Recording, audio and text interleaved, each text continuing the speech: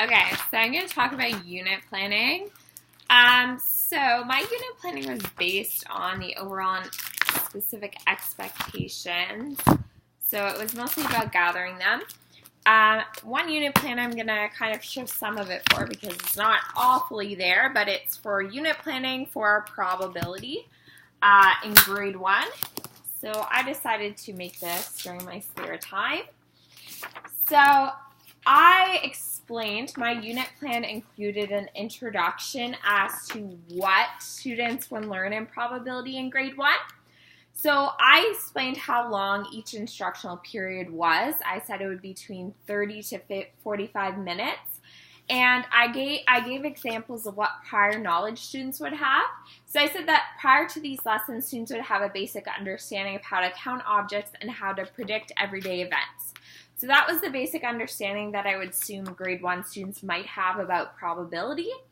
I also said that they would be given the opportunity to graph, learn about the terms likely, unlikely, possible, certain, and impossible. And I talked more about like the required accommodations for this unit overall. So I said students with exceptionalities will receive extra time for probability assignments. They might be provided with visual aids, and they might be given manipulatives to work with during probability activities.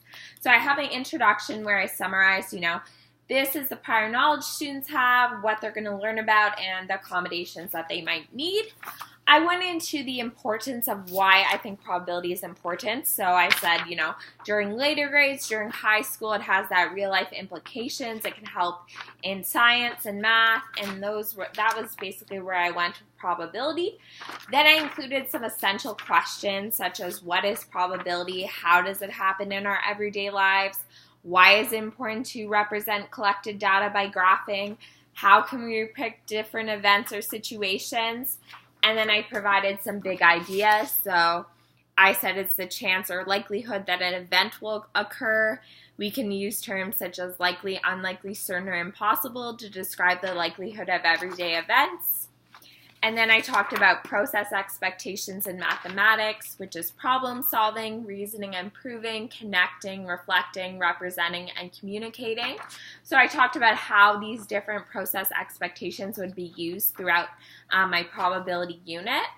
Then I included some key terms that students would need to know. So certain, likely, unlikely, impossible, possible, graphs, bar graphs, pie graphs, pictographs, tallies, and represent. So just important terms that grade 1 students might know. I provided differentiated instruction for probability, where I said I would use diagnostic assessments, I'd create learning stations, use task cards, Venn diagrams. So I outlined that. Then I gave some overall and specific expectations for the unit. And then I went on to the different lessons that I would have.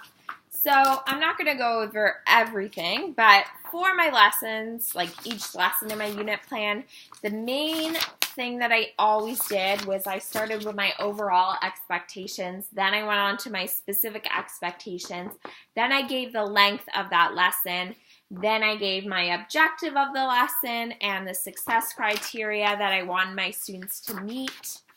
Then I talked about the materials that I would use. For this lesson, I said I would use bouncy balls, different colored markers, anchor charts, different colored buttons, and a sorting worksheet.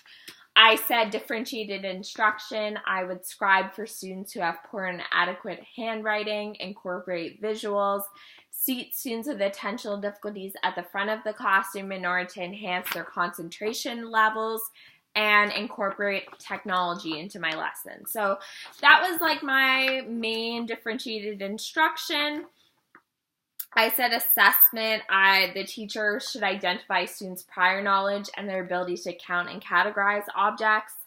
And I also said that I would assess their mastery by correcting their worksheet and by identifying whether students were able to correctly sort the objects by their different attributes. So those are how I said I would assess my students. Then I had my action eventually. So I had my minds on.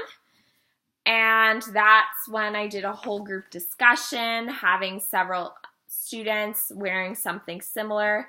So we explained their attributes and why they're similar. And then after that, we had guided practice. So we gave students objects such as bouncy balls and buttons and those kinds of things, and had students sort them by their different attributes.